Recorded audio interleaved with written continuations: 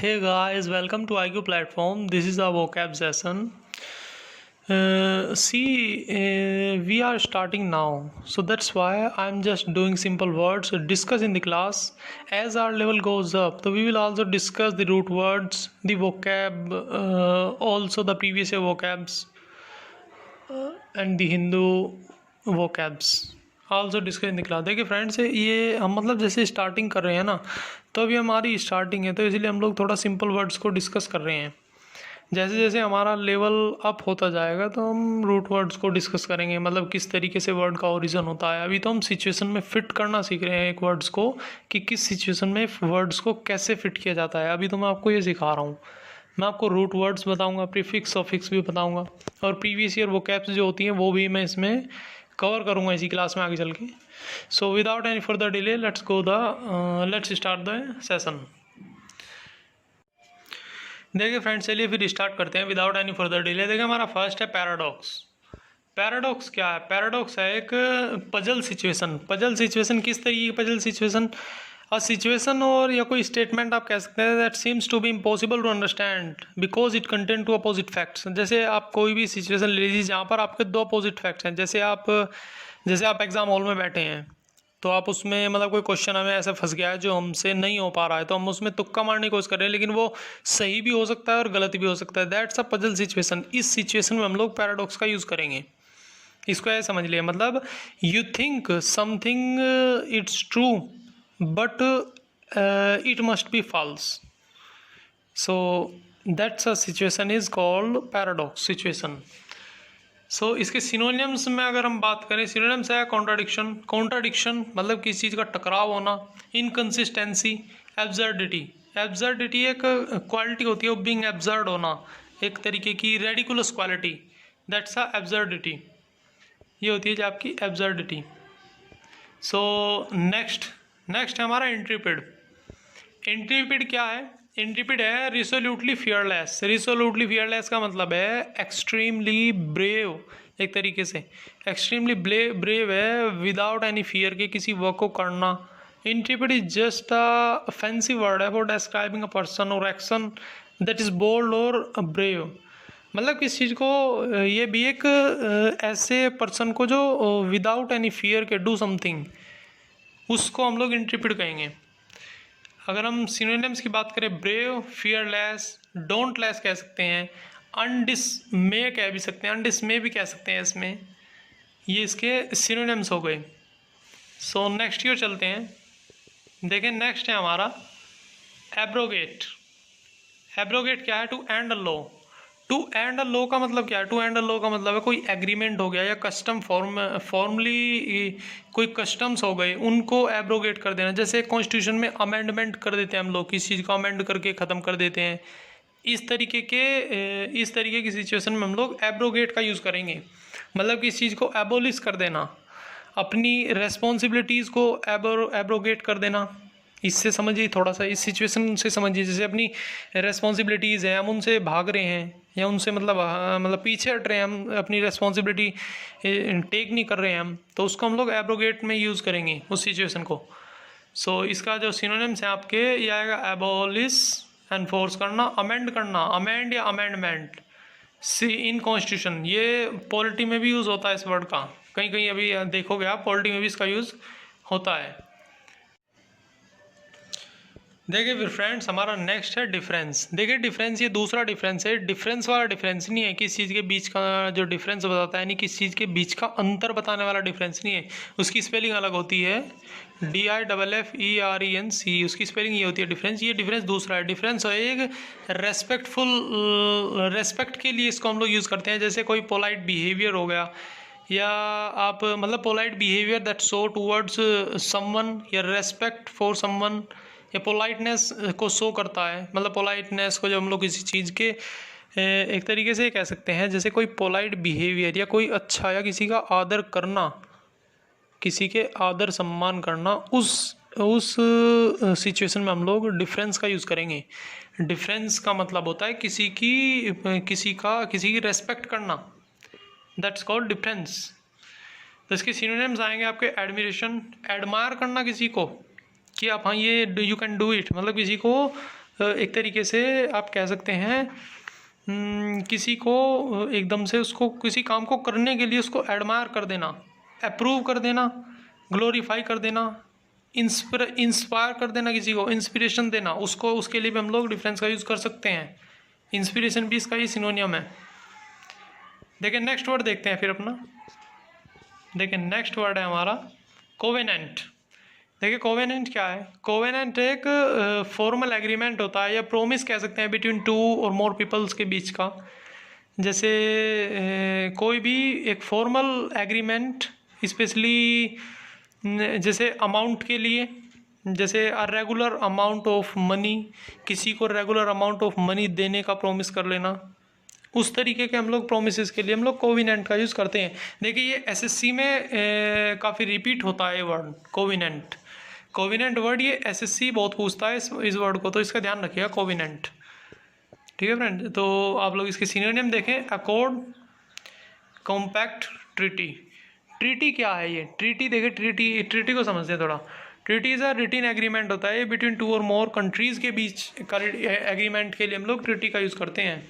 ये आपने अगर आप द हिंदू पढ़ते हैं तो उसके एडिटोरियल में ही इस वर्ड का यूज़ देखा होगा। ये वहाँ पे बहुत यूज़ करते हैं लोग, जब कभी भी किसी इंटरनेशनल तरीके से किसी चीज़ का हम लोग डिस्कस करते हैं कंट्री बिटवीन टू कंट्रीज़ के बीच, तो वहाँ पर अगर कोई एग्रीमेंट होता है तो वहाँ पर हम लोग ट्रीटी का यूज़ करते हैं। कॉम्पैक्ट हो गया, अकॉर्ड हो गया। सो चलते हैं फिर नेक्स्ट की ओर। देखिए नेक्स्ट है हमारा ऑब्नॉक्सियस। ऑब्नॉक्सियस होता है रूड बिहेवियर। रूड बिहेवियर, देखिए रूड बिहेवियर से मेरा मतलब है वेरी रूड या नेस्टी होता है फॉर एक तरीके से शॉकिंग और सरप्राइजिंग वे में, मतलब एक ऑफेंसिव या ऑब्जेक्शनेबल आप लोग कह सकते हैं। एक very rude behaviour that is obnoxious. ये भी एसएससी बार बार रिपीट करता है वर्ड को, ऑब्नॉक्सियस। ऑब्नॉक्सियस को याद रखिएगा, ऑब्नॉक्सियस को। सिनोनिम है इसके अनप्लीजेंट हो गया, नेस्टी हो गया, ऑफेंसिव हो गया, ऑब्जेक्शनेबल हो गया आपका, या आप अनप्लीजेंट हो गया है। ठीक है नहीं, अवॉइड करना या एक तरीके से एनोइंग, मतलब आप इसको इस सिचुएशन समझिए जैसे आप किसी ऐसी जगह पे हैं जैसे it is annoying. Generally peoples to avoid करते हैं ऑब्नॉक्सियस फॉल को, मतलब एक तरीके की जो अनोइंग जो भीड़ है ना, मतलब जो आपको जहाँ पर आप इरिटेट हो रहे हैं, मतलब आप कहीं पर हैं किसी सिचुएशन में या आप किसी ऐसी जगह पर हैं जहाँ पर बहुत सारे मतलब पीपल्स इकट्ठे हैं और वो बहुत ही ज़्यादा इरिटेटिंग फील कर रहे हैं वहाँ पे, तो हम उस चीज़ के लिए कहेंगे ऑब्नॉक्सियस। उस चीज़ के लिए हम लोग इस वर्ड का यूज़ करेंगे। ठीक है फ्रेंड्स, तो आप आई थिंक आप समझ गए इस वर्ड को। ये एसएससी बहुत पूछता है इस वर्ड को, इस चीज़ का याद रखिएगा, एसएससी इस वर्ड को रिपीट करता है। ठीक है, तो नेक्स्ट की ओर चलते हैं हमारा। देखिए नेक्स्ट है हमारा प्रोलिफिरेट। प्रोलिफिरेट क्या है? Increase in number. देखिए इंक्रीज इन नंबर्स में इंक्रीज करना, जैसे जैसे जैसे आप लोग कह सकते हैं, जैसे यूट्यूब से ही लेते हैं इसका एग्जांपल। जैसे यूट्यूब पर वीडियो का पॉपुलर हो जाना, तो इंक्रीज इन व्यूवर्स के मतलब व्यूवर्स का इंक्रीज होना उस पर, तो इट्स अ नंबरिंग में इंक्रीज होना, दैट इज़ प्रोलिफिरेट। प्रोलिफिरेट यानी कि प्रॉफिटेबल सिचुएशन के लिए हम लोग इसको यूज़ करते हैं, प्रोलिफिरेट को। प्रॉफिटेबल और प्रोलिफिरेट, तो आप इसको थोड़ा सा मतलब इसके साउंड को मैच करके आप इसको लर्न कर सकते हैं। देखिए इसकी सिनोनियम्स हैं एक्यूमुलेट, एसिलिरेट, एक्सपेंड कर देना किसी चीज़ को, दैट्स द सिनोनियम ऑफ प्रोलिफिरेट। देखिए नेक्स्ट की ओर चलते हैं। नेक्स्ट है हमारा colossal. Colossal is extremely large. देखिए क्लोजल होता है एक्सट्रीमली लार्ज, ये कह सकते हैं हम लोग एक तरीके का बहुत ही ज़्यादा ये एक रेफ़र करता है एक आइटम्स को, जैसे किसी का फिजिकली इंक्रीज़ हो जाना किसी साइज में। देखिए प्रोलिफिरेट तो था नंबरिंग में इंक्रीज़ होना, लेकिन ये है आपका क्लोजल जो है ये आपका साइज में इंक्रीज़ होना। जैसे किसी चीज़ को हम लोग like colossal force of thunder storm, जैसे किसी तूफान वगैरह का बहुत ही heavy force that is very big in size, that's a colossal force. आप लोग इससे इसको समझ सकते हैं। ठीक है फ्रेंड्स, तो इसका हो गया आपके सिनोनिम्स हो गए इसके मैसिव, इनॉर्मस, जिजेंटिक। देखिए जिजेंटिक भी एक साइज़ को ही रिप्रेजेंट करता है, बिगर इन साइज मतलब वेरी बिग इन साइज में, दैट्स अ जिजेंटिक। सो नेक्स्ट पे चलते हैं फ्रेंड्स। नेक्स्ट है हमारा ग्राउंडर। देखिए ग्राउंडर क्या है, ग्राउंडर है मैग्निफिसेंस। मैग्निफिसेंस क्या होता है, ये एक तरीके का, जैसे इसको अगर हम सिंपल लैंग्वेज में कहें तो आप कह सकते हैं जैसे किसी वर्क को करने में अपना बड़प्पन दिखा देना, मतलब the quality of being very special to do something, या एक ब्यूटीफुल क्वालिटी के लिए। अब स्प्लेंडर भी वही होता है, जैसे स्प्लेंडर बाइक है, वो स्प्लेंडर वो उसका जो मीन्स होता है वो वही होता है, बिकम अ वेरी स्पेशल या वेरी ब्यूटीफुल या ग्लोरीफाई, इस तरीके से हम लोग इसको यूज़ कर सकते हैं।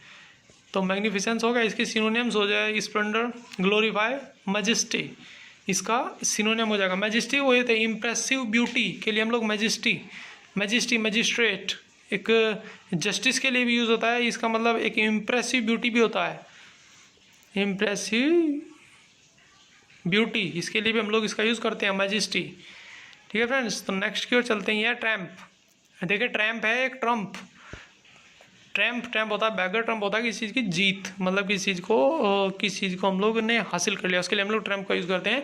लेकिन यहाँ पर इसकी स्पेलिंग अलग है, उसकी दूसरी स्पेलिंग होती है। देखिए इसका ये जैसे बैगर को हम कह सकते हैं, लेकिन इसमें एक ऐसे पर्सन को ये डिनोट करता है जो विदाउट होम, मतलब उसके पास घर नहीं है, जॉब नहीं है, मनी नहीं है, homeless person, that's a tramp, इसका हम लोग ट्रैम्प बोलेंगे। तो देखिए सिनोनिम्स क्या है, सिनोनिम्स में हम लोग है, सिनोनिम्स है ट्रोच। देखिए ट्रोच का क्या मतलब है, ट्रोच होता है जैसे वॉल्क, स्लोली वॉल्क करना विद हैवी स्टेप्स के साथ, बिकॉज ऑफ एंथुजिएशन, मतलब आप बहुत ज़्यादा थके हुए हैं, आप बहुत ही मतलब थक कर एंथुजियास्ट होने के बाद मतलब चल रहे हैं, बहुत ही हैवी स्टेप रख रहे हैं, उसको हम लोग बोलेंगे ट्रोच हो गया आपका। ये है ग्लैम्प क्या है, ग्लैम्प है आपका मूव इन क्लम्सी या नॉइजी मैनर में मूव करना, मतलब एक रूडली मूविंग करना, एक बैड बिहेवियर में मूव करना, दैट्स अ ग्लम्प हो गया आपका। नेक्स्ट है स्टम्बल, STUMBL, स्टम्बल क्या है, स्टम्बल होता है आपका जैसे लूज़ कर देना वंस बैलेंस को, अपने बैलेंस को, मतलब ऑलमोस्ट फेल हो गए, जैसे आप कह सकते हैं ड्रंकन मैन, मतलब कोई ड्रंक, मतलब किसी ने शराब वगैरह पी रखी है, उस मैन के लिए हम लोग स्टम्बल का यूज़ करेंगे। ठीक है फ्रेंड्स, सो दैट्स इट। देखिए फ्रेंड्स, ये हमारा आज का सेशन कंप्लीट है, I hope you like it.